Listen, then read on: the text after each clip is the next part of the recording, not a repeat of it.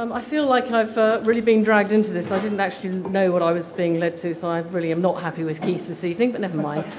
I went to Liverpool University many years ago. I studied maths there, and I had a very selfish time. I spent an awful lot of time in the pub, not very much time studying, but I met my husband, and I'm fabulously happily married, so I'm very grateful. But I didn't do any volunteering, and I look here and see that, and I'm appalled at myself. I'm appalled at the life I led at university and what I could have done and didn't.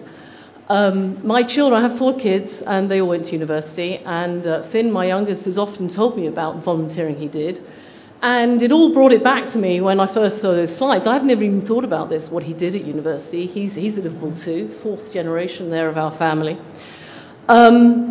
And he went off to schools and did number projects, and he also did painting and things. And I've never really thought about how great he is. I must go home and he's doing his finals. I will ring him and say what a brilliant kid he is. I wrote these words last night. What was the first speaker? I've written this down, but I had to write it in the dark.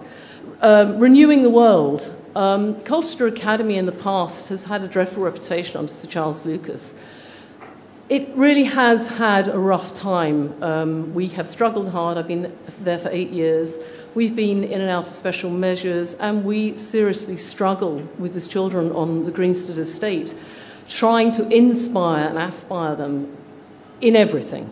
I've just done some reading tests with our Year 11s, whom I'm expected to get through Maths GCSE. And they've got reading ages of 8 and 9, and they have a rough time before they even start. So for you coming in and doing the things you've done with our students, you really do not know what you have done. I will try and read what I've written. Right, I've come from Colchester Academy to thank you, absolutely wonderful team members who have helped our students discover all sorts of things that excited and stimulated them over the last year. It's the first time that Essex University has ventured into Colchester Academy to deliver some truly entertaining extracurricular activities for our students. Amongst you are a group of students who have motivated some of our very weak Year 7 students to make them enjoy maths, even though they find the subject extremely difficult. I know some of the kids you took on, and I know we had to ask some of them not to come. They were terribly difficult, very challenging students, but you were very positive. Every week you came with a little list, and you told me who were good kids, and maybe better not to have that one next week. And it was great, because the kids really hated being chucked off the list, and it was wonderful.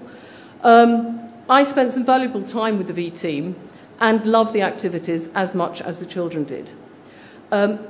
In all, what you have done has brought a sense of joy of discovery to the young minds. You've opened, and your generosity of spirit has won over some very, very difficult students. I don't think you really realise how difficult some of these students are.